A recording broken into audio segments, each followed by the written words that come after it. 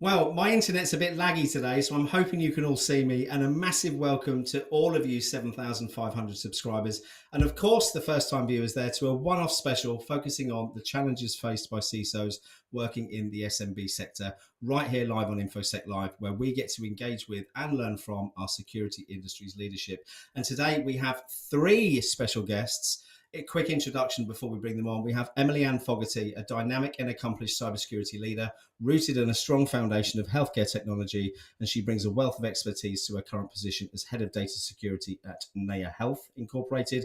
Courtney Hans brings two wildly different decades of experience into a new focus on cybersecurity before pursuing an MBA and a career in experiential product strategy. That sounds very interesting. I'm looking forward to digging into that. Courtney was an adventure travel guide, leading travelers around the globe. And in her current work as the Director of Information Security and Business Technology for a SaaS startup, she's delighted to unite a command of business strategy with the ability to lead technical teams. And finally, but by no means least, a previous guest on the show, Mr. Joe Evangelisto, who is a results-focused strategic IT executive with extensive experience in IT leadership, security compliance infrastructure and operations, excelling in transforming culture, processes, policies and procedures, whilst building high-performing empowered teams dedicated to achieving the organization's short-term immediate goals and long-term sustainable objectives. But before we bring them on and talk about the challenges that they're facing, firstly, I should just check that you can hear me today. Yes, looks good. For those new to the channel, I'm your host, Simon Lindstedt, and by sharing stories and best practices over the last 2 years nearly now, it's led to over 100,000 views here on YouTube by you, our amazing 7,500 subscribers. So a huge thank you for your engagement. And thanks to your support, as many of you know, it's also led to the launch of our in-person community-driven events in the UK and the US, with a focus on knowledge sharing, networking, and definitely no sales pitches. I've got a QR code here that I should have brought up at that point. Bring that up. There we go. A link to the events page if you want to check it out. We do have a slot for a sponsor for Black Hat in December, if anyone's interested. And we're returning to the US tour, kicking early 24 with New York, Miami, Austin, and Tampa. But meanwhile, back in the community, we have study groups, mentor sessions, and regular networking sessions to help you raise your game in cybersecurity. So another QR code should be coming up now. Make sure you check the community out. Let's not forget, though, that without all of our event sponsors, none of these insightful events and indeed the community wouldn't be possible. So a quick thank you to Rapid7 for supporting the channel here. And there's too many other sponsors for the events to name, but I am going to do a special show focusing on that in the next few weeks. If you'd like to support the wider InfoSec Live community, or indeed buy me a cheeky decaf coffee, we do have a couple of ways you can show your appreciation. One being here on the YouTube channel with 3 tiers of membership, allowing you to show your support in any way that you can. But whether you join or not, being here and engaging with our content, it really matters. So if you're watching this live, please do subscribe. And we want to make them interactive. So make sure you drop any questions you may have in the chat, and I'll make sure our 3 guests today address them. You'll be pleased to know, time for Simon to stop rambling on. Let's bring on our 3 guests. If I can find the right button. It's one of these days today.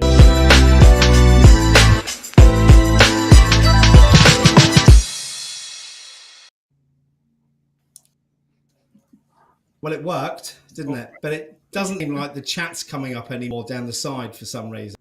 So what I'm going to do, turn that off. We can all still see the chat the side here, but we're going to take you off the screen so you can see all four of us a little bit better. So a massive welcome, Emilyann, Courtney, and Joe. Welcome. Great to be here. I think we should probably start off. Shall we go clockwise? Let's start off with Emilyann. Emilyann, would you mind telling our audience a bit about you before we get started, please? Yeah, absolutely. Thank you, Simon. I'm Emilyann. I'm head of data security and IT at Nayya Health, which is a New York City-based company that focuses on providing employees the decision-making tools to provide benefits to themselves and their families. I've been in the healthcare industry most of my career. I've been in tech for over 20 years and have gone a little bit into the MSP space for a while, and I'm now kind of on the receiving end of working with MSPs as a very small but mighty team of one for security in my current company and role. And I've also been, in companies with really large enterprise security teams, enterprise tools. So I've been on both sides of the coin here. So I'm really excited to share both perspectives today. And we'll dig into the vast differences between those experiences in a bit, I think, Emilyann. Yes. Thank you so much for sharing that. Joe, for those who haven't met you before. Yeah. Hey, everybody. So Joe Evangelisto, I'm currently the CISO at Tango, which is a small SaaS company, specializes in kind of corporate real estate, lease management, those kind of spaces as well. I've been in IT in some way, shape, or form for 25 years now, which makes me feel much older than I really am. But anyways, I worked a variety of roles over the years, right? And I grew up cutting my teeth as a sysadmin before, getting into management, and then before pivoting into security. So, and I've worked at, government agencies, I've worked at not-for-profits, and of course on the technology side as well. So, excited to be here, excited to talk to Emilyann and Courtney, about our struggles at times. Amazing. Thank you very much. And I just want to say a quick thank you to Justin, who's just bought a super sticker. So thank you so much, Justin, for your support. Courtney, please tell our audience. It's been a really long week this week. Can you tell a little bit about yourself? I'm here for the chat. I'm loving all this. Hi, I'm Courtney Hans. I am the leader of security at obviously a small business. We are healthcare adjacent, so a little bit more review from healthcare than maybe Emilyann, but I work for Carev, which is a marketplace for healthcare professionals that are looking to seize more control over their careers and their time and whatnot. And I've had the unique opportunity of really building out the team, the strategy, and the work plans for our company as we grow and develop. And I actually haven't been in IT my whole career. I've been in IT and security for the last maybe 4 years or so. So my experiential product space, adventure travel guide. I led biking and hiking trips all over the world. We're so digging into that later. Yeah.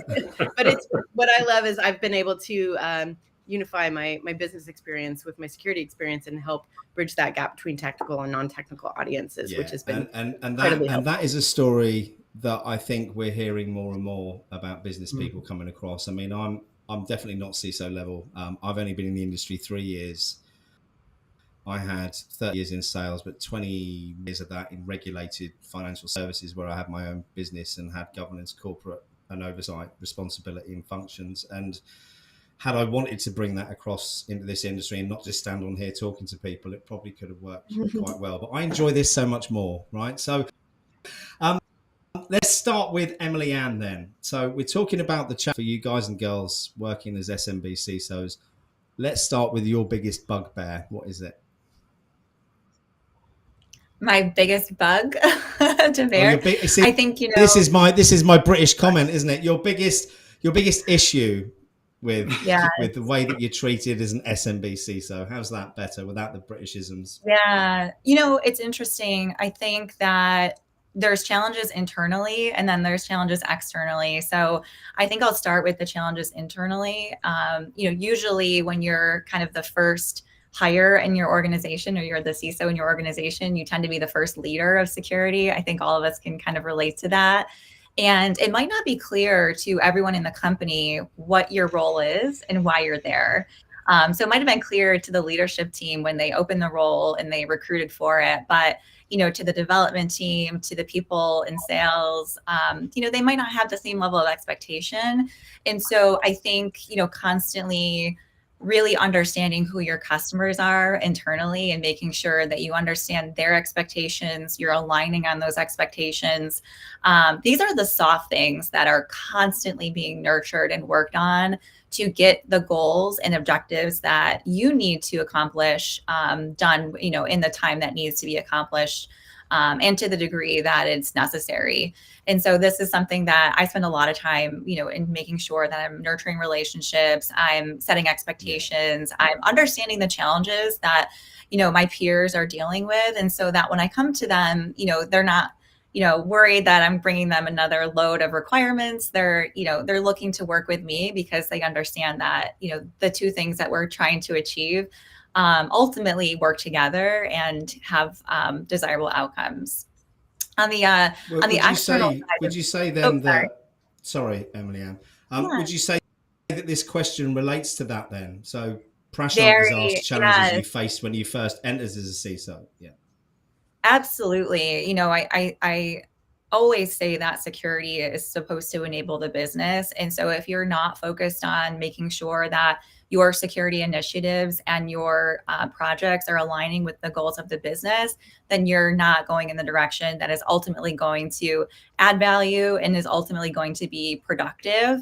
And so you have to really understand what the challenges are in the business, how the business makes money, and how each of the people in the organization contribute to those objectives. Because as long as you can understand that, then you can start to align your initiatives and your priorities with the things that are moving in that exact direction. Yeah. And do you think the soft skills, the interpersonal skills that you bring to the role make a massive difference for that as well? I mean, I've interviewed, I think it's over 90 CISOs on this show now, and there's a real mix of different types of leaders out there, from those with a very heavy technology background to those with very limited technology background, but the ability to lead. I suppose it's finding that balance between all those points to make it successful, right? Joe, do you want to pick up on that question as well and answer that from your perspective? Yeah, actually, I think it's a great question. And I think it's the same challenge I've had at every CISO role I've had, which really comes across as it's the breadth of skills I'm expected to have, the breadth of knowledge I'm supposed to have, right?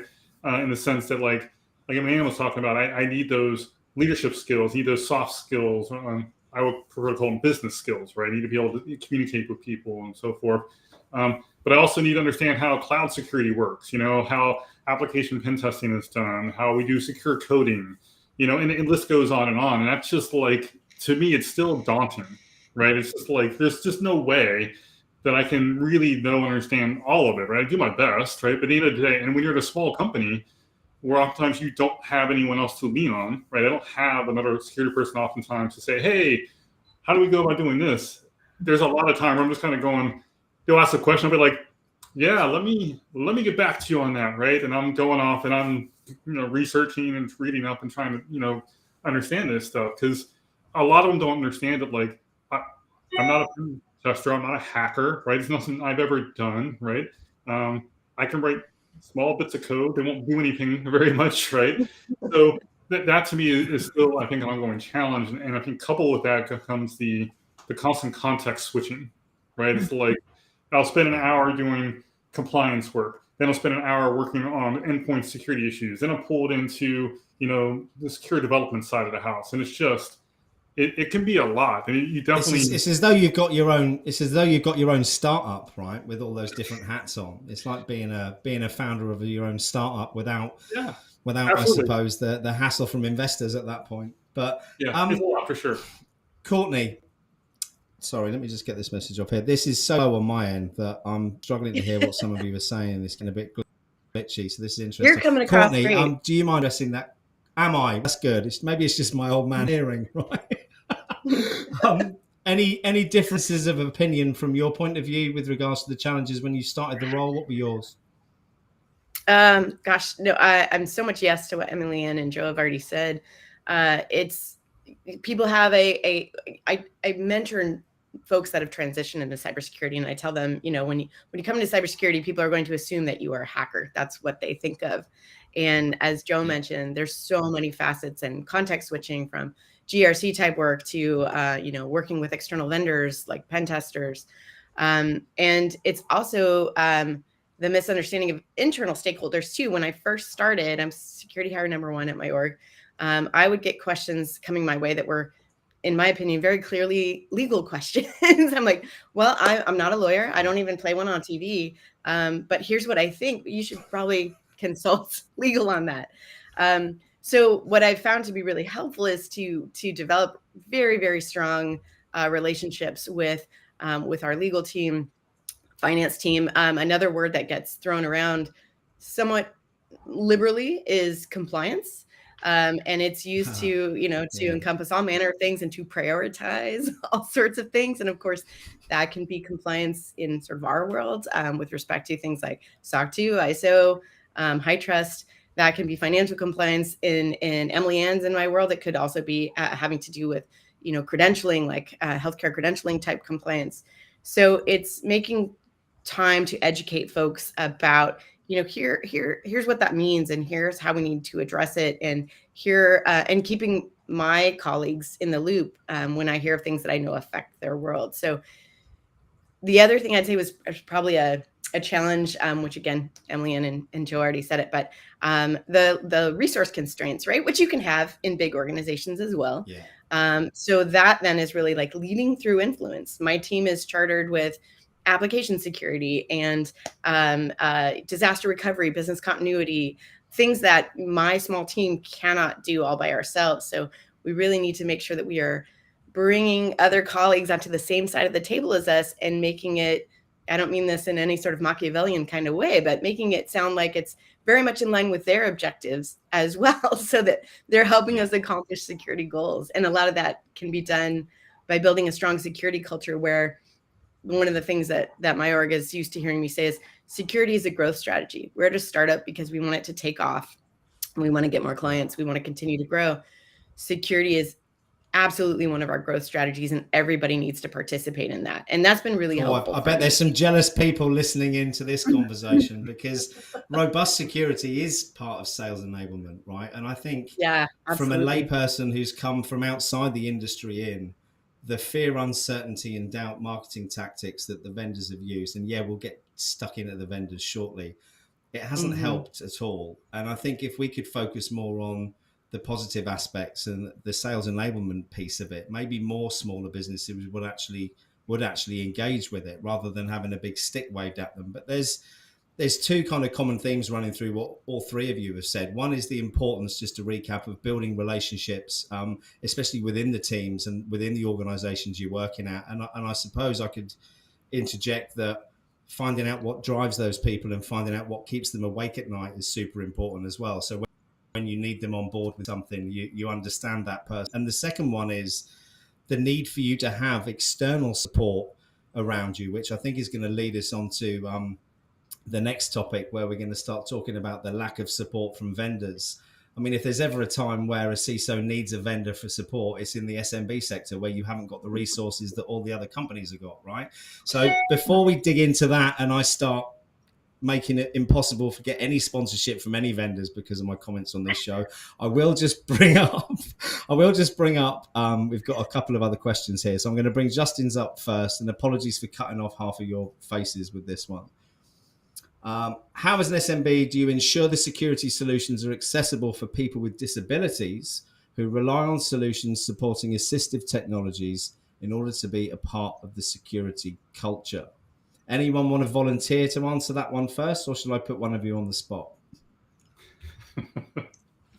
It's got to be you then, Joe. So I would say it's a challenge, right? I think if we're honest, at least if I'm honest, right, it's not the first thing I would think of, and that's on me, right? I need to do a better job of making sure that I consider that as part of when I'm doing these kind of rollouts and such. But I think it's also a challenge with the tools that we have, right? Most of the security tools themselves just aren't built with that in mind either. So there are limitations that, like anything else, when those things occur, you're just going to have to pivot, right? You're going to have to go, okay, can't use X. What is our alternative? How do we go around this? What can we do to make this work for somebody, right? And I think that's true regardless of the situation. There's always going to be situations where people can't meet one of the security requirements. And one of the common ones I've come across is a simple one, which is, nowadays require most people to have an app on their phone right, to complete their MFA as a second factor, right?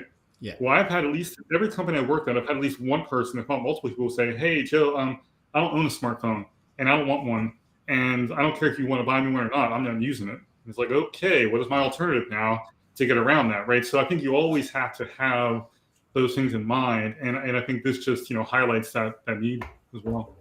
I completely agree, and I think, yeah, I hadn't really thought about it too much either until I had Justin on the show, and we were talking about the problems people have with accessibility. And I think it's about trying to put yourself in other people's shoes. And as you rightly said, Joe, until the vendors actually decide to make their tools suitable and usable by people who need assistive technologies, your hands as leaders are quite tied with regards to what you can do. Emilyann, do you have any further comments to that, or? Yeah, I think, part of my background is also in product management. And so where I start to think about these types of, problems to solve, if you will, is anytime I go into any vendor evaluation or solution that I'm looking to implement in my environment, I think about the requirements of that solution. So in other words, I'm not jumping into, okay, this shiny new tool is going to solve all my problems, because vendor X came to me and said, hey, you look like you could use, this tool in your environment based on your LinkedIn profile. Not to say I don't have hundreds of those. But,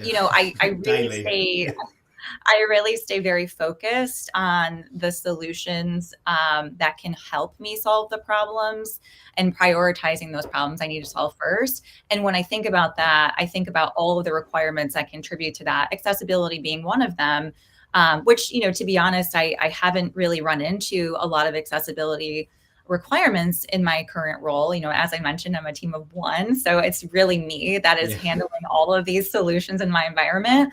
But yeah, that's, I think Joe's example of MFA is a fantastic one in terms of, direct interface between employees and these solutions. But, those are all things to consider. These are all things that we should be thinking about rather than jumping to, the best cost for the solution, the best rates or whatever it is we're thinking about that attracts us to that. Let's step back and think about what are all the things we need this to do so that it's suitable for our environment. Yeah, I love that answer. And I think there's an awful lot in the industry of people buying tools because they're well known and popular rather than being perhaps the right organization. Yeah. That's me being a little bit cynical there. Courtney, any thoughts on that?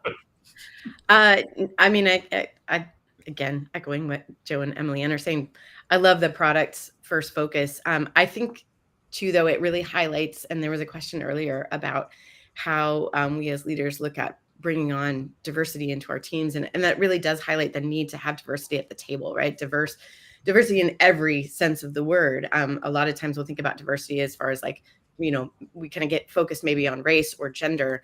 But it's really like the more, the more diversity you have at the table, the better and more comprehensive solutions will be. And we're never going to get it completely right. So making sure that you espouse a culture of feedback and iteration is critical. Yeah, and I love the fact that you've brought up that question, because I'd like you all to try and answer that one. Let me find where it is and bring it up. It was Justin, I think, who... No, it's the old one. See, I told you I'd had a long week, didn't I? Here we go. It's the bottom one. As a CISO, how do you attract talent from that diverse talent pool? Do you try and give them equal footing with some additional support, or give special preferences? Joe, do you want to take that? Again, this one is, I think, challenging, right? So one of the things I always do when I'm doing hiring is I make sure I'm working directly with my HR person to say, hey, look, we need to make sure we are, as much as possible, throwing a wide net, right? We're not just taking the first 100 people who apply to us, but we're actually looking at that pool, and targeting, right? I've done it in my last job. It specifically was trying to target, honestly, somebody who wasn't me, right? And that's hard, right? It can be a challenge at times, because there are times where you don't get the applications. It's rare, but it happens, right? And then when you do, how do you do that in a way that you're not yourself like, profiling or doing something that you're not supposed to? It gets really hard. So there's tools out there that can help with that. Do you know what? As a middle-aged white man, it's quite hard as well. And I know that I shouldn't say that, and I'll probably get shot down in flames for it. But the events I've hosted in the US and the UK, to start with, despite targeting, wrong word, focusing on inviting more females than males, because a lot of these events tend to be just men. I had very few women actually attend the events. It's only started to change over the last 2 or 3 events where we've had probably a 20% female, 80% male, which is still nowhere near where we want it to be. But again, we do attract people like ourselves. And I think that's part of the problem. You've got that unconscious bias as well that other people have. Well, I don't want to go to that middle-aged white man's event. I'm going to go to a different one. So I think we all have to be aware of our own biases and the biases that people have against us as well. Let me just one off the screen, because Eatsa's goes along nicely with that. Hold on, press the wrong button again. Honestly, it's one of those. Courtney, let me address you with this one, and then I'll take it around the room. What are some actionable steps we can take to encourage and recruit more cyber queens? As one of only 2 females on my team, I would really love some ideas. So there we go. Yeah, I love this. This takes work. It takes deliberate thought and action. I think this involves maybe sort of extracurricular activity, right? So, for example, I am part of WeSIS, the Women in Cybersecurity Mentorship Program, and I work with a group of women in that organization, both as a mentor and a mentee, because there's value in both relationships. And when we tackle some of these issues, everything from, in fact, we just met last night and had a discussion about leadership and supporting women leaders. What does it take to stand out and be successful as a leader? What are some prejudices that we still may face in how women are expected to behave and act in leadership roles? So it's, and I think Joe mentioned this too. You mentioned this, Simon. It's not something that can just, that we sort of just like fold into our daily habits. It's something that we have to be very deliberate, maybe step outside of our normal day-to-day. That can be putting content out on LinkedIn, inviting folks in, have you had this issue? Let's talk about it. Being open to connecting with people that maybe are struggling to get a foot in the door, or to be seen in the way they want to be seen in their workplace. I think as leaders too, we also, I don't want to speak for Emily and the other one on this call either, but as women leaders in this space too, we want to lead by example, showing up as our authentic self, right? There's a lot of cognitive energy spent in wearing a mask and not showing up as your authentic space or authentic self. I did that for 30 years, so I'm well aware of that. Right? So, and it's on us, all of us, not just women on this call, but on all of us to show up in an ally type role and make sure that we are calling out any prejudice, that we are elevating other women leaders, again, diversity in all manner of the words. We just happen to be focused on gender at the moment, but focus on folks who identify not as men, and make sure that they are being heard, that they are being supported, that we're showing up for them, with them, and as ourselves. So yeah, the short answer is take deliberate action, reach out to some of these affinity groups, get involved, mentor, and encourage and support the next wave of folks coming into the industry, and help them, help share the lessons that you've learned. And as you said, it isn't going to be an overnight process. And I think we have to be careful.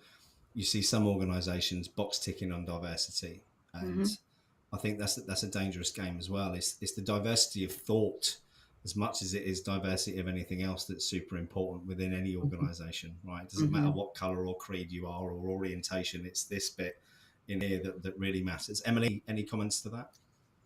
Not to my comments, but to the one. I have so many to add to this. Going back to whether it's diversity or women in general, you have to start with the job description. And so most often these job descriptions that we see, you've all seen them, they are very specific. They want, many, many years of experience. They want certain degrees, certifications, et cetera. We have to stop making our jobs inaccessible in general.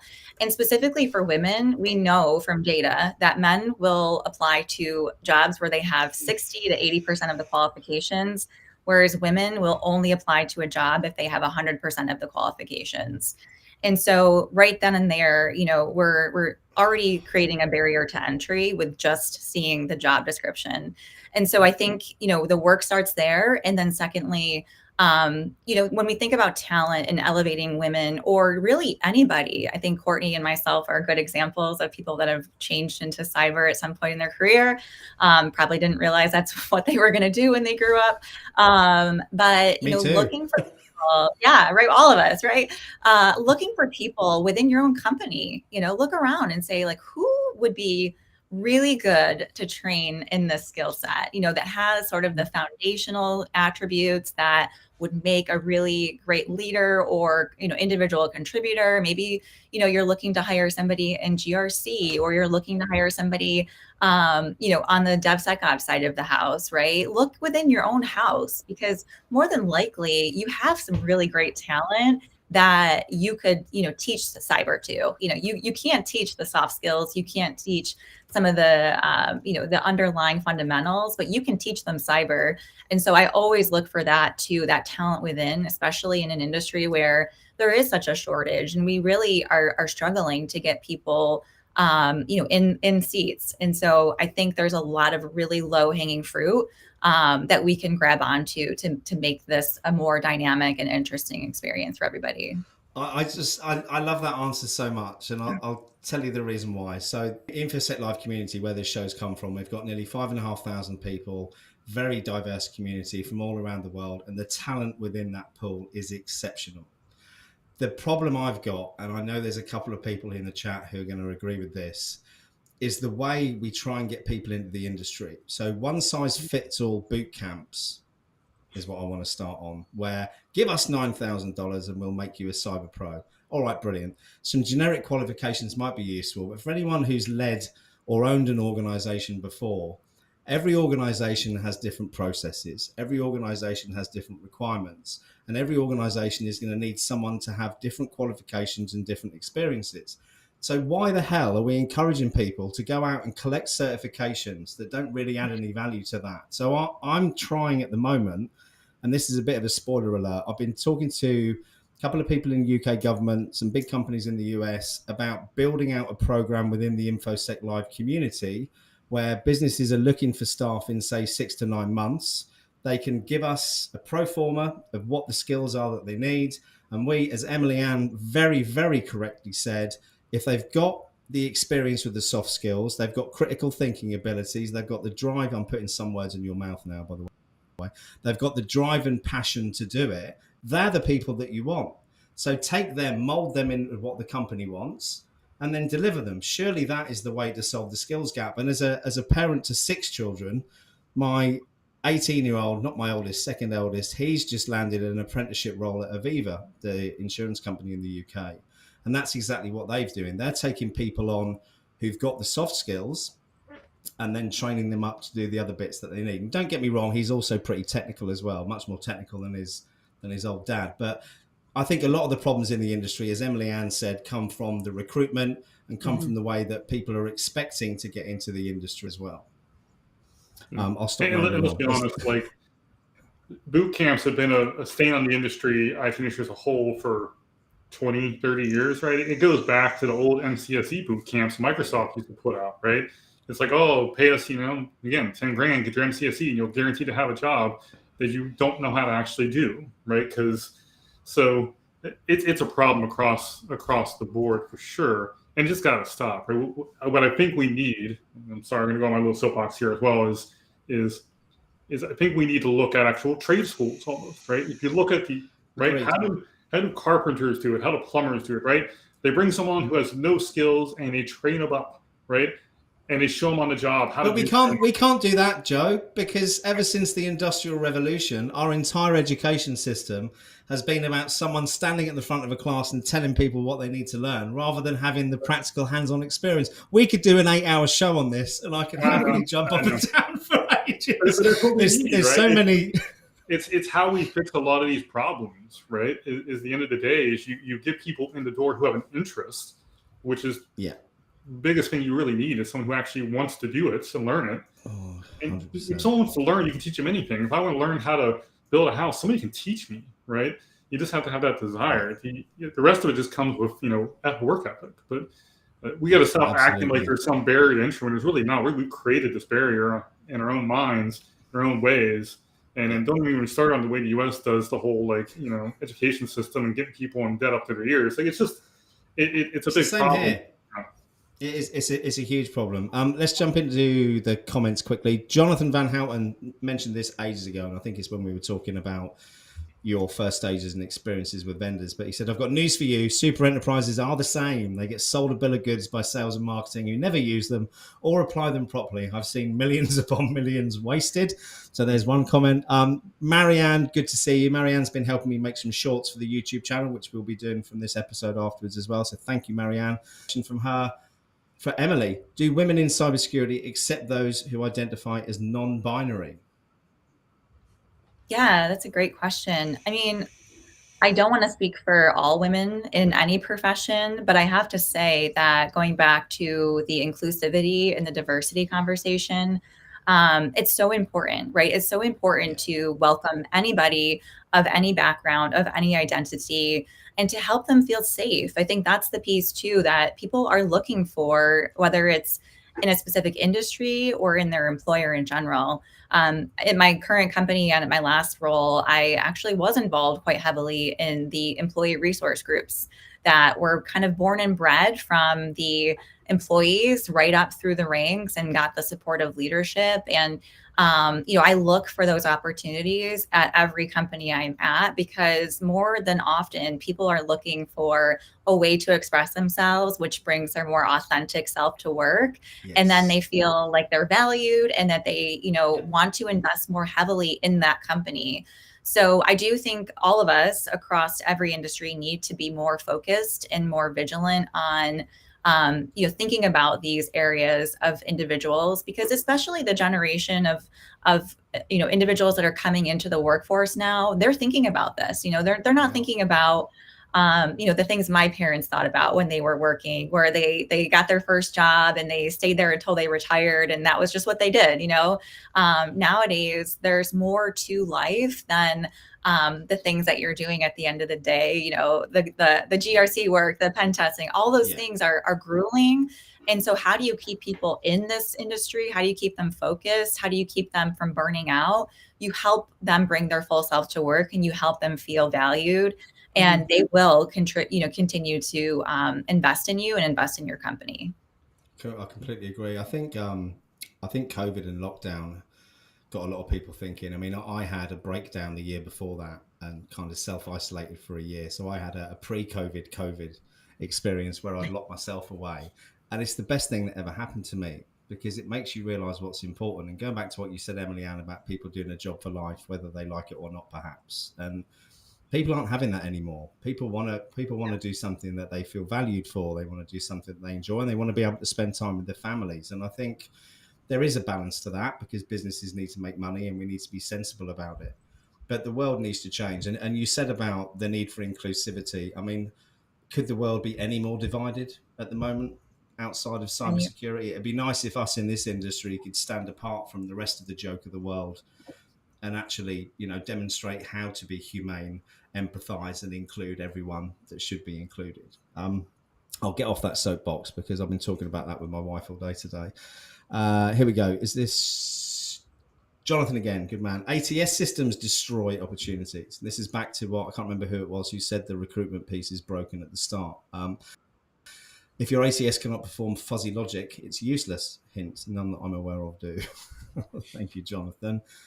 And this one, I think, is going to kick off a bit of a talking point from Stacey. Stacey has over 8 years of experience, clearly on the market, and still have people say when I'm standing right in front of them that they can't find experienced women in cybersecurity. There are others in the Hack It in Heels community experiencing... Oh, hold on, it's been cut off. Experiencing the same issue. These companies are choosing not to and making excuses as to why they can't, as opposed to focusing on reasons and avenues for how they can. Any thoughts on that one? Any of you? I think it goes back to, like we were talking before, is when you have those openings, is making sure you're actually making those known to the right communities that you want to target, right? So, I mean, there's nothing that says that when I have an opening, I can't reach out to those communities directly and say, hey, I have something. If you know somebody, please, provide a resume to me, reach out to me directly. I do think in some ways small businesses have a better advantage because we don't tend to have these big recruiting arms that block us from our candidates. I think that's a lot on the corporate side. So when you start to get to 3,000, 5,000 employees, and you have an entire HR department that does nothing but recruiting, there's a big barrier between the manager and them, and that causes problems. But I've found with the small communities I'm at, the one benefit I have is I'm able to write my own job description the way I want to write it, right? I'm able to, talk to my recruiter directly and say, look, this is what I want to find. This is what I'm looking for. Here's who I need you to reach out to. And we just need to do more of that. And we need to own that, right? We got to stop passing that buck off like it's only HR's. Oh, HR solves these problems. So, well, we're part of that, right? We're part of that problem. I completely agree. There's very, very few CISOs who actually admit to that, though, Joe. Yeah. Well, there's all these crazy job descriptions out there too that are asking for the sun, moon, and stars. We know, right? This world is so diverse, and you could be an expert in privacy, but know nothing about third-party risk, or I'm just painting broad strokes. But I think it's been making the rounds. There's a high-level security job posted for a large cruise company that's like pages and pages long. I don't think there's a person on this planet that could fulfill or want to fulfill all those responsibilities. So I think part of the issue is, like Joe said, how are we, and that's, point one plus in the column for small, medium-sized business CISOs, that we have more ownership over that. And we need to, seize that and make sure that we are creating job descriptions that are not, enabling gatekeeping, like throwing unnecessary degree requirements or certification requirements, and really talking about like, hey, this is what this person is going to do. And here are some things that might be nice, but not required, right? Like just to sort of paint a picture of what this job description could look like. One of the last hires that I made on my team, we talked about like, this is a big need that we, a responsibility that this person will have. And as we went into our hiring discussions, we talked to folks and asked like, hey, this is a focus, but this role is going to grow dependent upon who steps into the space. So what are you interested in? Do you want to learn more about vulnerability management? Are you more interested in identity and access management? You tell us, because we can design this role around your interests and where you want to grow. Yeah, that sounds perfect, doesn't it? It really does. What we should do really is talk about what we came on here, I hope to talk about, which is the lack of support from the bloody vendors out there in the marketplace. I'll come out and say it. It's not just you three who I've spoken to over the last 6 months who've expressed the same thing. We should start an SMB CISO group for all you guys and girls to get together, perhaps to moan about the vendors behind their backs or in front of them, perhaps. But Emilyann, do you want to start off by telling me about the challenges that you may have had getting support from vendors as an SMB CISO? Yeah, absolutely. So, kind of going back to the beginning, I'm the team of one, right? And when I started at my current company, there was nothing in place. It was a blank slate, which is both exciting and terrifying at the same time, because, exciting because, I can start from anywhere. I can choose exactly what I want. I don't have to untangle a mess that was previously there. But terrifying because all of that implementation and rollout is on me. I also have always said in my entire career that you have to start with the people, and then you have to have the process, and the technology comes last in terms of making sure that technology is effective and doesn't become shelfware. And so as a team of one, I'm thinking about, okay, bandwidth, what kind of bandwidth do I have to do all of those things that Joe and Courtney have talked about, and, bring on a new vendor. I'm doing the procurement, I'm doing the negotiations. I'm leaning very heavily on those vendors to supply me with the onboarding support and those professional services, because I don't have anybody else to hand that off to. And as I'm going through these evaluations, I'm thinking about things that are slightly different than, maybe an enterprise or a larger business, such as, okay, there's cost. That's obviously important. But then what does the rollout look like? Is it something that's just an API connection, or is it actually going to take me, 4 to 6 weeks to roll this out, and, potentially 20 hours of my time a week to implement and configure correctly? Also, what's the ongoing maintenance of that tool? Is it something I'm going to have to go into every single day and, check a dashboard or, look for some kind of report, or is it going to automate my life and make my life easier? Those are all things that I think about. And so when vendors come to me and they don't understand the problems I'm trying to solve or that I'm dealing with, they try to kind of put a square peg in a round hole, so to speak, and say, but this will provide you that. And also you're going to have all of this information. And I'm like, that's great, but your tool, I don't want that. Times the cost of, the other ones. And guess what? I just don't have the resources to dedicate to onboarding this and maintaining this. I don't have a team of 3 third-party risk managers that I'm going to be able to lean on to manage this tool. It's just me, right? And oh, by the way, I have 3 other tools I'm rolling out at the same time. So these are all things that, I think about, and I have to play the role between legal and making sure that the reviews are completed, and going back to finance and figuring out, all right, this is our budget. How do I negotiate with finance or other teams? Do we need to get rid of another tool because it's not providing value? And can I use that money to apply it to this purchase because this is more important than, maybe something that marketing isn't using anymore? So there's so much that goes into that. And I think vendors often think about, oh, they need EDR. So let me tell them all about my EDR that I have to do, or that I'm going to sell them. And it's going to solve all their problems. And it's the best. I'm going to give them my Forrester report. Like, no one cares about that. No one cares. They care about, for people like me, they care about what you're going to solve for me and the why behind that. And then the next thing is also just live up to your word. Make sure those professional services are what you say they are. And that, if they are, I'm going to recommend you to everybody in my network. If they're not, exactly. I'm going to rip you out, and I'm going to, make sure no one else, falls in the same trap. So those are, and I think you've hit on a problem that's experienced across sectors and company size, which is, it seems that a lot of salespeople in the industry have forgotten how to use these 2 things we've got on our head here, because I know that they're really impressed with how shiny and great their tools are. But in any business, you need to understand your customers' requirements and take time to understand, like I said at the start, what's keeping you up at night, what your problems are. And I think the short-sightedness of a lot of these vendors is that if you don't want their shiny tool, they won't give you the support. And again, going back to earlier, the average tenure of a CISO being less than 2 years, it's really short-sighted.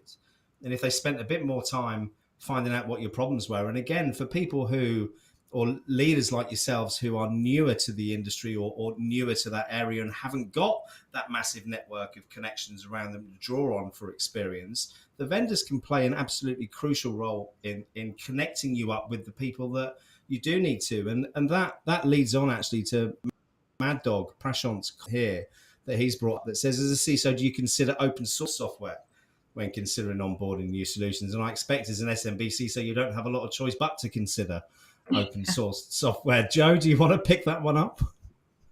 I mean, I think you're right. I think you have to consider it all, right? At the end of the day, and I'm a little unique in this sense. Maybe I'm not unique, but the way I look at it is I almost always will almost shy away from who the top vendor is, right? And there's a couple reasons for that. One is they tend to be less flexible with me on price and everything else, right? They're going to come with their solution. That's their solution. If you don't like it, then they're fine with that because they're the biggest dog in the yard or whatever, right? But I also find a lot of times they're not very creative anymore in solving problems, right? They've gotten stagnant. So I tend to actually look at not just open source, but I'll look up startups. Like, who's new in the space? Who's trying to break in? Who's someone no one's ever heard of? And because oftentimes we can help each other, right? They can solve my problems. I get their offering at a much cheaper rate than I would normally because they're trying to get into the door, right? And then in the long run, we have this relationship where I give them feedback, they help fix problems, and it goes back and forth. And are there opportunities where you pick a lemon and it didn't work out the way? Yeah, it happens, right? Yeah. But at least if I've done that with a small one, I've spent a lot less money on the lemon than if I had on a big one, give me something and walk away, right? But I think it does start, I think to Emily's point early on, it all starts with that initial conversation about what are my needs? What are my requirements? Are they listening to me? Are they able to actually then come back with that response, say, hey, here's how we're going to solve it? If they don't, if they come back with the same slide deck they use with every other person out there, no matter the size of the company, what it is, I know immediately that they're not the right person for me, right? I'm moving on and I'm going down to the next person because it doesn't work that way, right? But I think, yeah, everything's on the table in my boat. Like, everything's on the table. Yeah, Sorry, I'm laughing at Prashant's joke. It's awesome. The one thing I do too, and I don't know that many people do this, partially because it's time consuming, but whenever I turn a vendor down, I often will offer them the reason why. Like I'll offer them time to connect with me and say, look, this is what you can learn from this experience, because this is the reason I chose X vendor. I'm not going to tell them who I chose. I'm going to tell them the why behind that experience, not because I'm trying to, tell them, that they're bad, but I also want them to learn from that experience, because hopefully, they'll learn from that and move on to the next, conversation and think about that differently and think about how to approach it differently. Because I do think, we're all trying to learn and get better, and it's not necessarily the fault of the salesperson. Maybe, it could have been the way. Yeah, I mean, it could have been the way that they were trained to go about that sales pitch, or it was whatever the case may be. I try to have like it's the way trained and targeted, though, right? Because it's all very well. We all know that the key to successful business is building up meaningful, long-lasting relationships where you can add value to them, and that isn't something you can do within the first quarter to hit your sales target. So until they change the metrics on how that's measured, and I know Joe Carico, who's in the audience, he's looking at ways to do that at the moment. In fact, he made a comment earlier saying a great way to think about it based on your comment is tell the vendor, offer the conversation and politely stop them and maybe offer some guidance. So you see a lot of CISOs, which puts my back up, moaning about vendors, which I get how annoying it is that you get all them in your inbox, but to take your time to write a 1,000-word LinkedIn post saying how annoyed you are and how much it's wasting your time, well, it's a little bit contradictory, because you've just wasted another hour putting that bloody post together. Ignore them, and they're not being malicious. They're targeted in a certain way from their management. That's the way that they think it should do. So again, it's that cultural change that we need, isn't it? Sorry, Courtney, I haven't come across to you for a while. So I'm very conscious of that. Any comments that you want to make on any of those? No, I love it. I think it's a small world, just like there is a shelf on CISO lifespan at individual companies. You may also run into these sales folks at another company, and it's, as Emilyann said, we're all trying to get better. This is a more collaborative approach. Feedback, I know this is a cheesy saying, but it's true. Feedback is a gift. I don't know if I'm as proactive as Emilyann is. I try to be.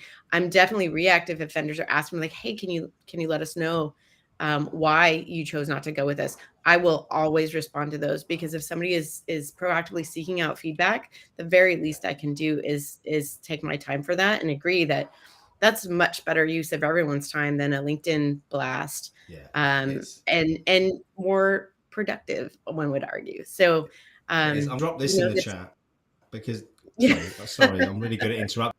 ADHD. No, Let me just drop this in.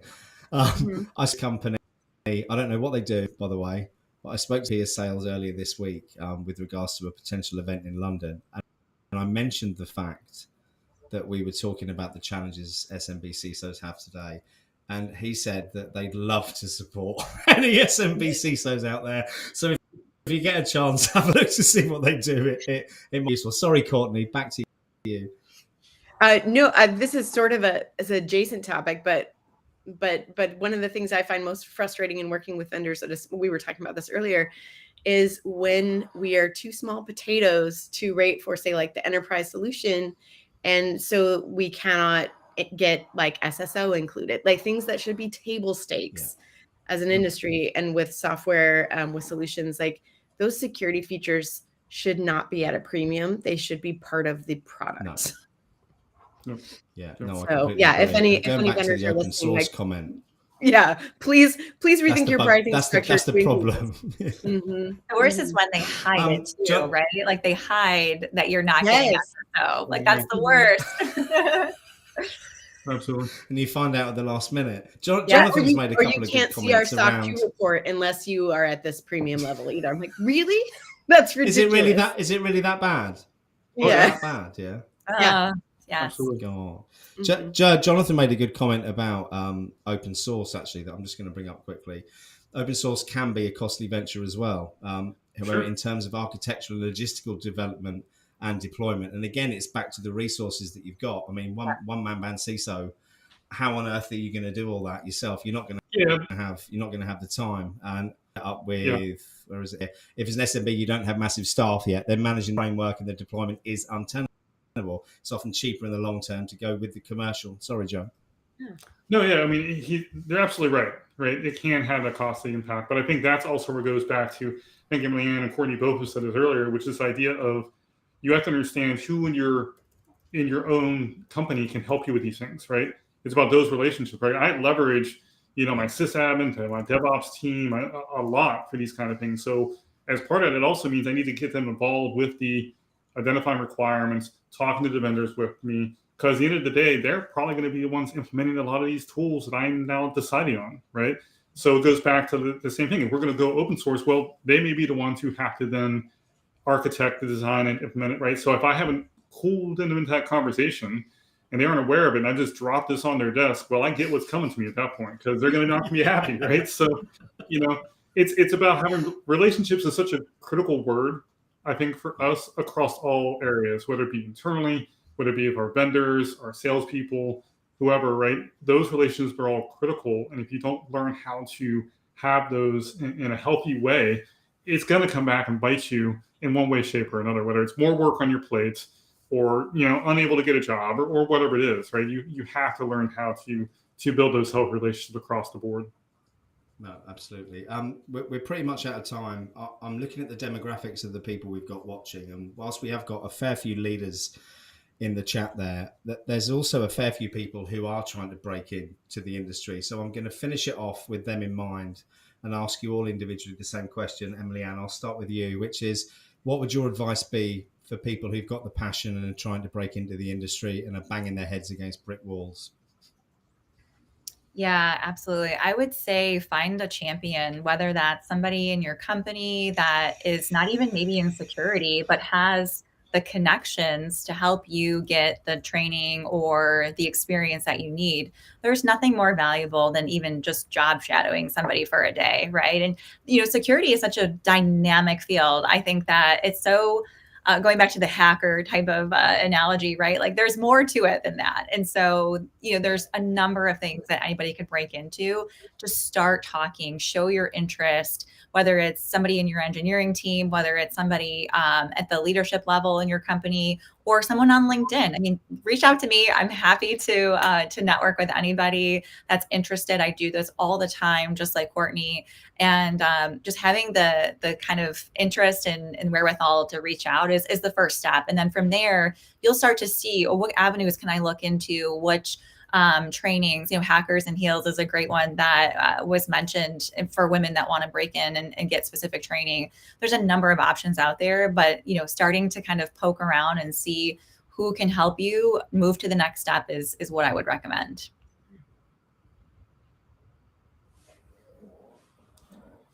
Just my microphone was muted then. I was trying to get your LinkedIn profiles. This is me in multitasking, by the way. If you're ever looking to offer me work that involves that, just don't.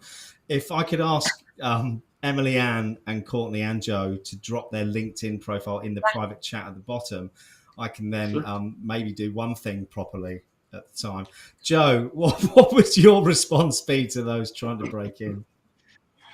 I think we talked a little bit there, which is relationships matter, right? Networking matters.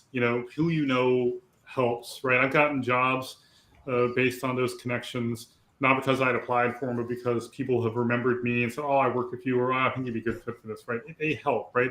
And of course, that's hard to get if you don't have experience or you haven't had those moments. So what I always tell people is find your local ISSA, find your local ISC square, find some local chapter, get involved, volunteer, right? I know in Raleigh, where I'm at, we have a large InfoC conference that's going on next week. It's a great opportunity for students to come, right? They have student pricing for them to come and learn and grow, right?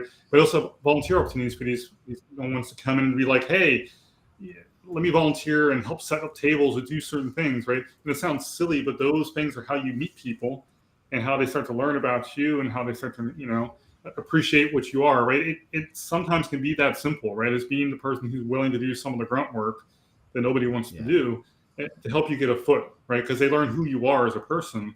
And now that you have a connection with them, I'm like, "Oh, I know you. I like Simon. Simon's a great guy. I'll help out Simon," right? Yeah. Kind of thing. So those things help quite a bit. And I will say the same as Emilyann.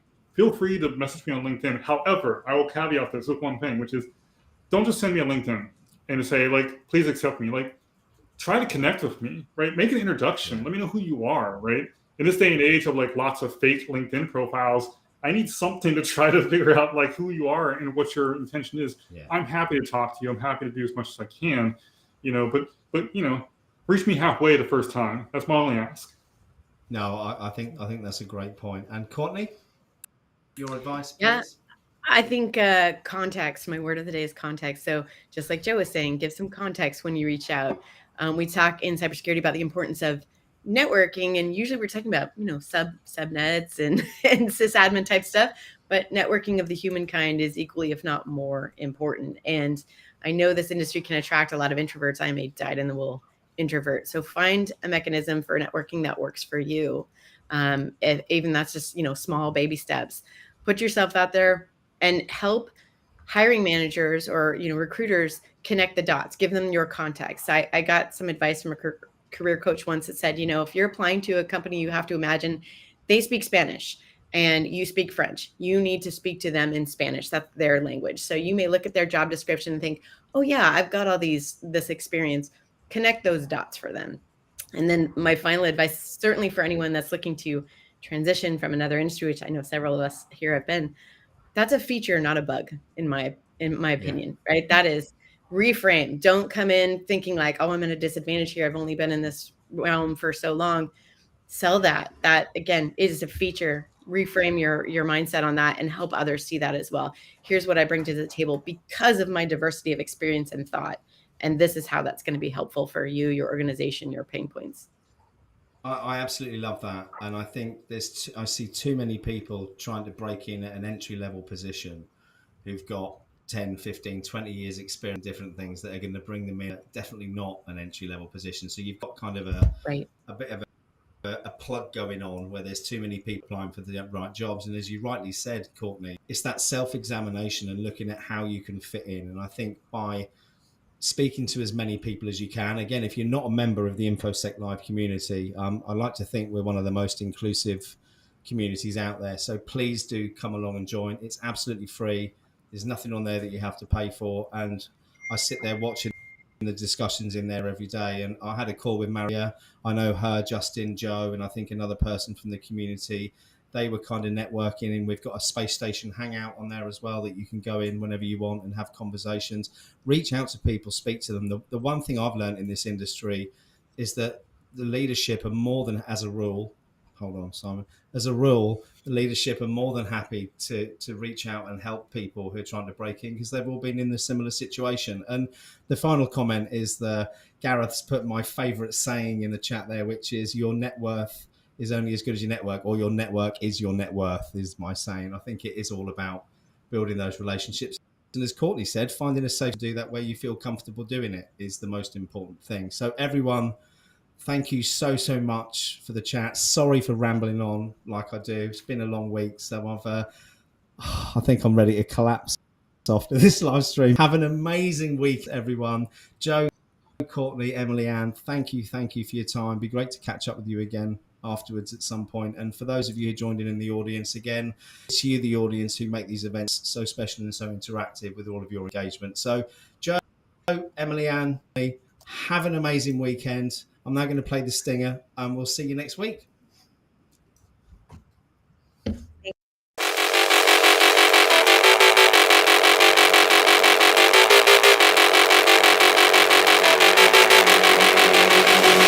Thank you.